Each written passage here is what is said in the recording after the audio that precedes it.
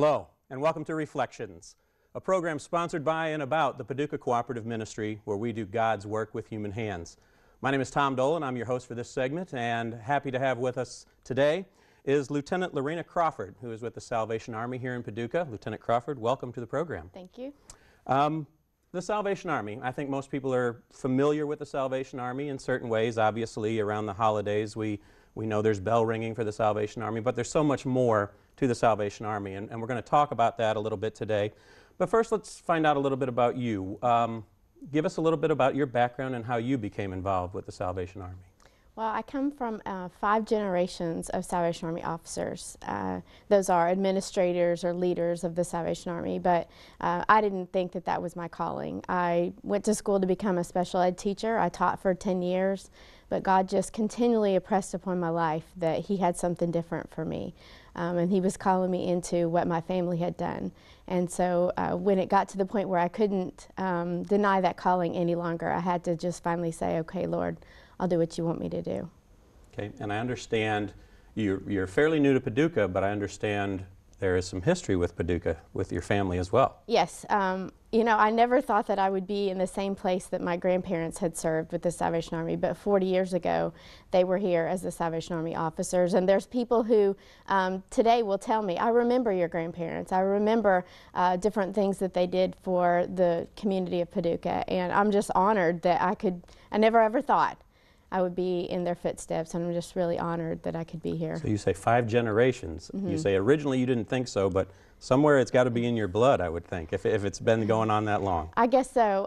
You know, our S's stand for Saved to Serve, and I think that once you just see the need that humanity has, there's no way you can deny it. And just as a child growing up, seeing my parents and my grandparents and other family serve people in the name of Jesus, I just finally came to realize that God had put me in a place to see those things happen because He needed me to do that too.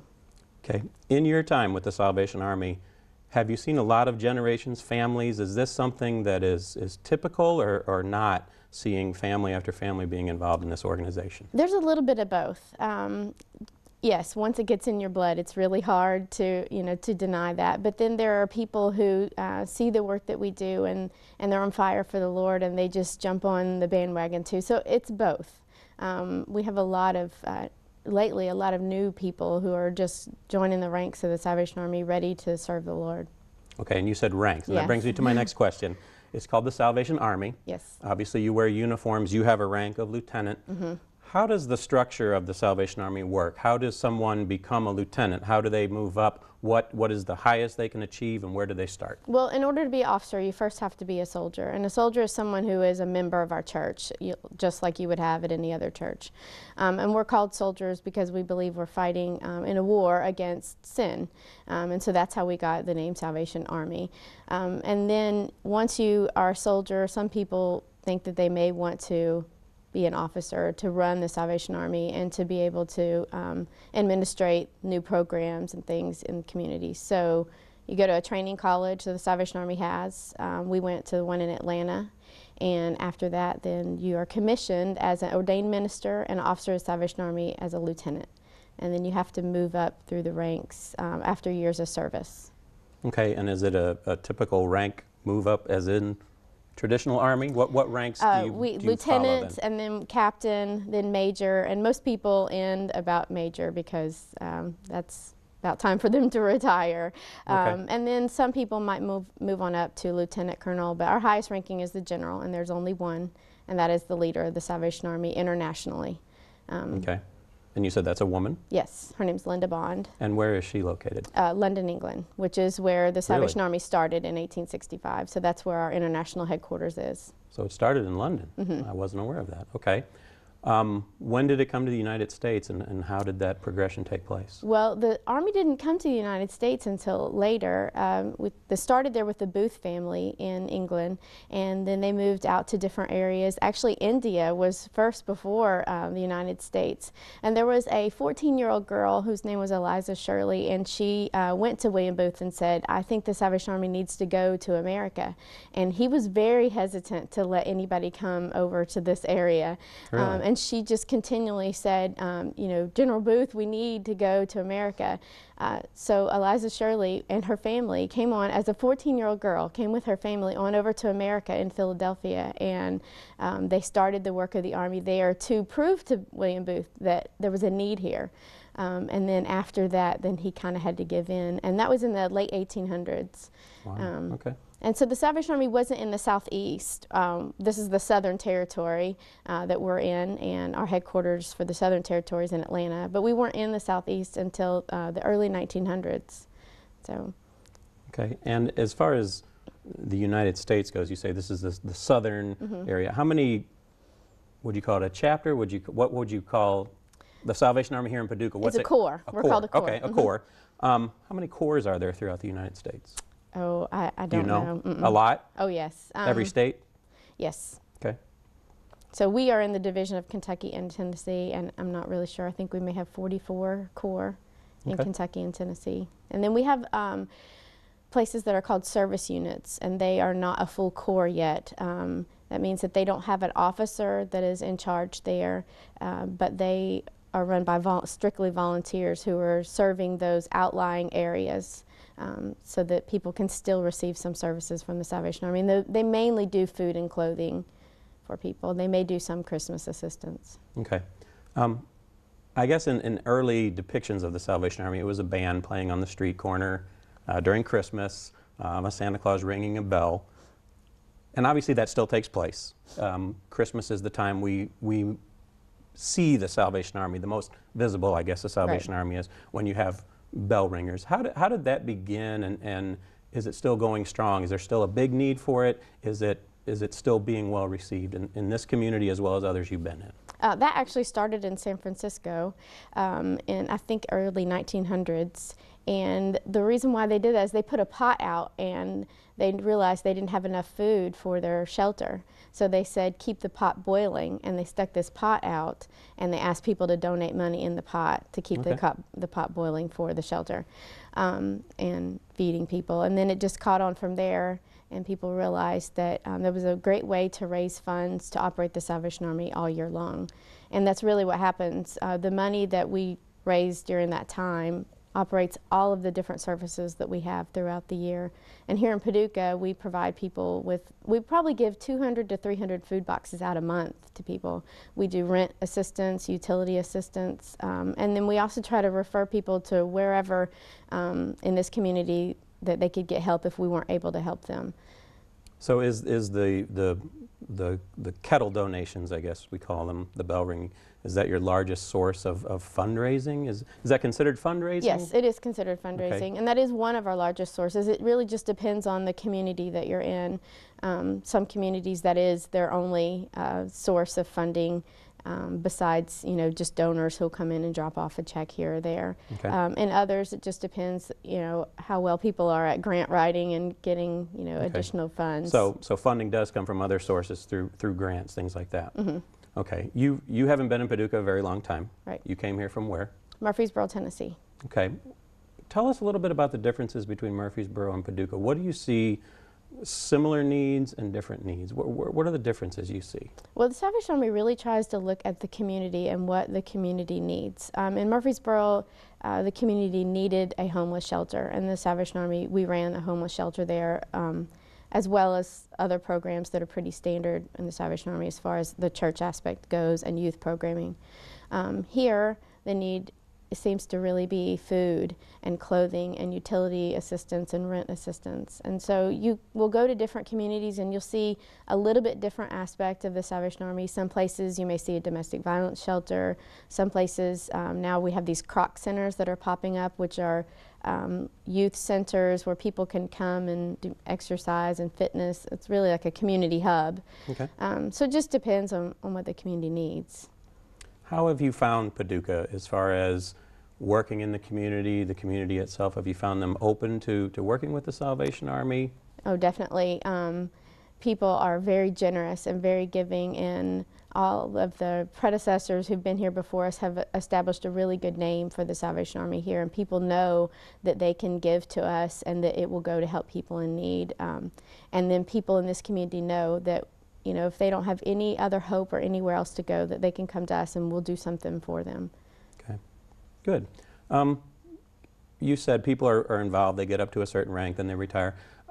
Are you assigned to a corps? Yes. How does that work, and what's the normal or the average stay that you would be with a corps? You are assigned, and you really have about 6 weeks to pack up your family and everything and move.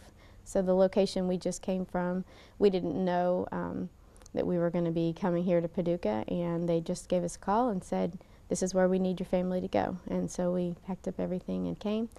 And they do try to take in consideration if you have children. We have a son who just entered high school, and we anticipate we'll probably be here through the end of his high school. Okay. Some people are in places 3 years, some 5. It's really rare to find anybody anywhere longer than about 8 years. Why is that? I think for several different reasons. One big reason is for vision.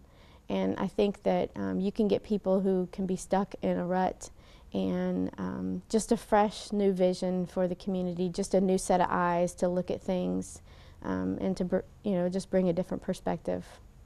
Do you find coming here that there were people who were a little hesitant because of the way your predecessor did things, or are the people open? Obviously you come in and you have a corps, so you have your soldiers, right? You have the people around you, you have volunteers.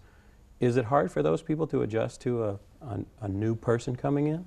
I think most people in the Salvation Army world know that this is just a part of our ministry and what we do. But it's always hard for people to accept change. And we just tried to be, when we first came here, really aware of that, and just to try to observe things for a little while and not make too many drastic changes until we actually saw that, this has to be changed. I think things were really working very well here, and we didn't really want to mess anything up.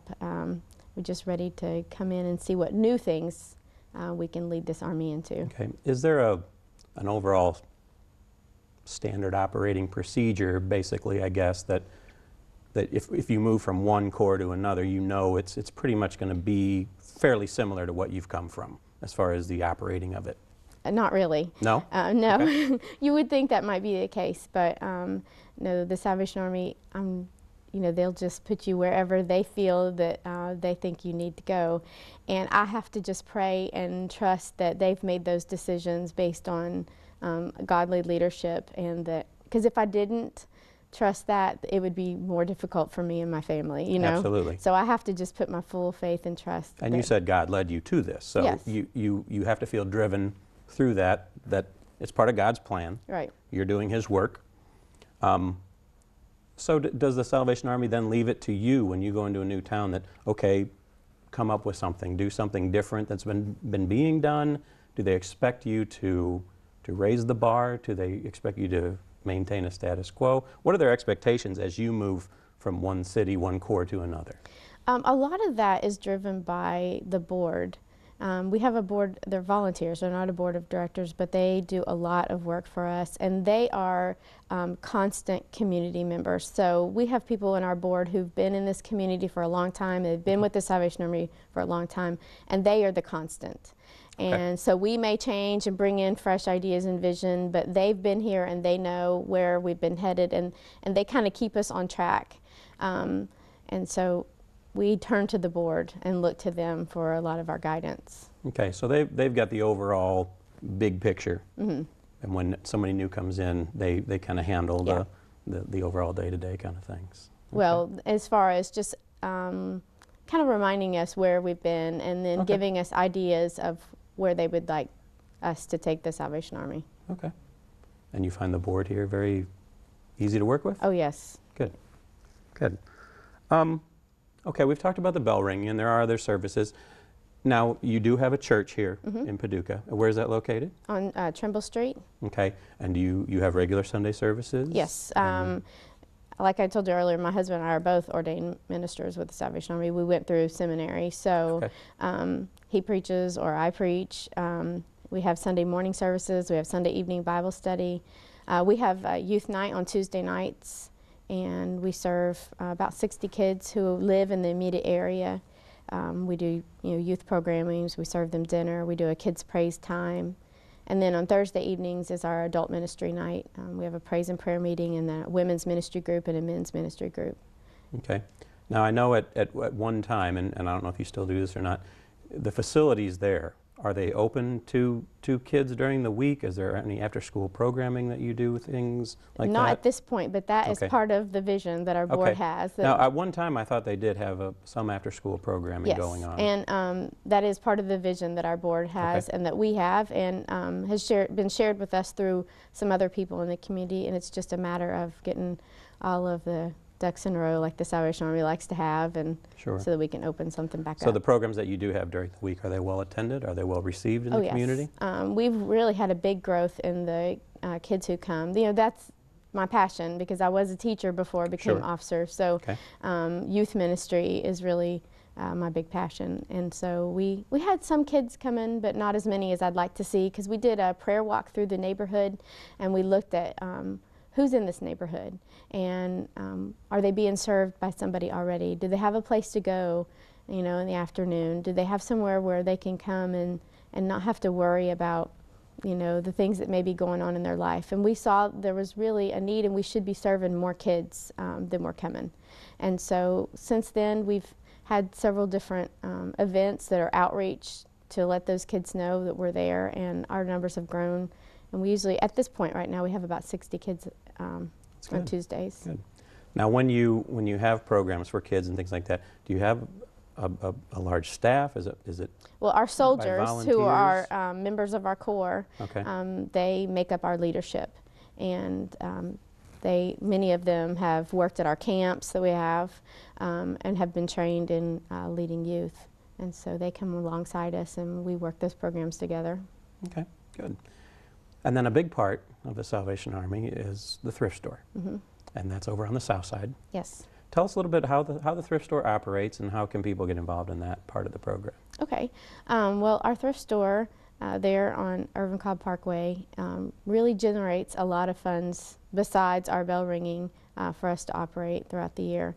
And so it's like people are recycling. They bring their donations to us, and we do sell them for a low cost, but then we turn around and use that same money to help our clients. And we're always looking for volunteers. We have a lot of donations that come in, and we need people to help us. We have a very small staff, and they do the best that they can, but this community is very generous, and donations flow in faster than we can process many times. Well, that's a good thing. It is. Good. Okay. So if someone needs clothing and they need to get it cheap, they can come to the thrift store. What are do you operate normal business hours there? It's Monday through Saturday, 10 to 6. Okay. Our social service office is also located in our store, and she is Monday through Friday, 9 to 3. And if there's somebody who they just can't afford even the low prices that we have, they can see our social service case manager, and she can get them, you know, clothing that they may need. Okay. Now, I've been involved in Paducah Cooperative Ministry and with some other organizations throughout the community, and there is a large need in Paducah. And there are several organizations that try to fulfill those needs. Is it hard to be one of those organizations, knowing there's other organizations? How do you all coordinate? And do you say, okay, you know, sometimes there are families that like to kind of go from one to another. How do you take that challenge? What do you do with that? We have an excellent case manager, and there's Charity Tracker, and we do share confidential notes between different agencies so that we can make sure that we are doing the most good with the donations that we get. And we try to help everybody in some way, but we do realize sometimes there are cases that we may need to, you know, look at a second time. Sure. And that's always going to be a challenge, I think, you know. And some don't do it on purpose. It just kind of happens. Churches sometimes say, well, let's help a family, and it may be a family that's gotten services before. So, but agencies working together, obviously, that's how things happen. That's how the greater good takes place. Okay. What other services does the Salvation get involved in? Like I said, people see the Salvation Army mostly at Christmas time, I think. Throughout the rest of the year, what does the Salvation Army do? What do we look for from the Salvation Army besides Christmas? Well, anytime, we always have a lot of seasonal things go on, but anytime there's a disaster, we also have a disaster canteen ready to go and help if they call on us. So that's something else that we provide. And I know before we came here a few years ago, there was an ice storm here. Yes. And the Salvation Army provided food and some shelter for people during that time. So our goal is to help people in need without discrimination through the name of Jesus Christ. And so wherever there's a need, we try our very best to do whatever we can to help people. And so, you know, sometimes it's disaster, sometimes it's emergency food assistance, sometimes it's, you know, since my husband and I are pastors, sometimes it's counseling. Some people have walked into our store before and said, you know, a family member just passed away today. Is there anybody who can talk to us? Okay. And we'll sit down. So you do pastoral care as well, obviously, Yes. because now anyone who comes through the ranks of the Salvation Army, is it a requirement to be an ordained pastor? Yes. Is that part of the requirements? Okay. Okay. Now you said on a monthly basis you give food boxes, you said? Yes. How does that work? How do people get involved in that? How do they go through an application process? They have to, how do they do that? Yeah, they come in and talk with our social service case manager, and she, you know, looks at their situation and determines what their need is, you know, on each individual person. You know, sometimes there's just a crisis that happens in your family, and you may have been somewhere financially where you could provide, but something happened and you couldn't. So it's not just always based on income, it's based on people's situations. Okay. So it's not just a it's personal. Yes. So your caseworker actually gets involved with that family. So it's more than just, here, take this. Right. You provide other services as well to do that. Your food bank, I guess, is it, how do you fill your food bank? Well, through donations of just individuals. We'll have people just come and drop off food, but then also we get food from the PAD office, the Purchase Area Development District. Yes. And so that's another source for us. And do you get any government subsidized food for your program? Anything like that? That would be a question for her to answer. Okay. She has, but you get it through PAD, yes, so probably. Yeah, they do some. Okay, I understand. Sure. Okay, this has given us a better idea of what the Salvation Army is about. Anything else you want to tell us the Salvation Army is doing in Paducah through God? How do you feel this is spreading the Word of God throughout our community, and do you find it being a successful endeavor for you? Well, for my husband and I, our goal is that anytime anybody walks on our property, that they know the reason why we exist, that they know that we are there to help whoever, even if you don't believe like us, that we're there to help you. It's all about others. And you know, I just want to tell you this story about William Booth, who developed the Salvation Army. He had to send out a message to his officers to kind of inspire everybody, because I guess the ranks were kind of getting a little depressed, because you know, the work can be hard. And he didn't have a lot of money, and he had to send a telegram to them, and he was trying to think of what he could send that could say everything he needed to say in as few words as possible. And he just wrote down others, and he sent it out to them. And that's really what the Salvation Army is about. It's about others. And we want anybody who comes on our property to know that's who we are. We're about serving others in the name of Jesus Christ. And if you may not believe like us, that's okay, but we still are called to serve and to help you.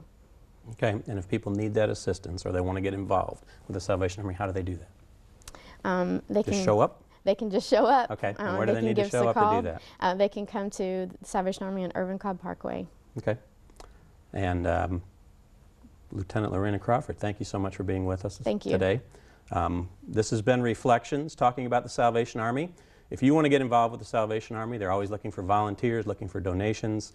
Stop by their thrift store over on Irvin Cobb Drive.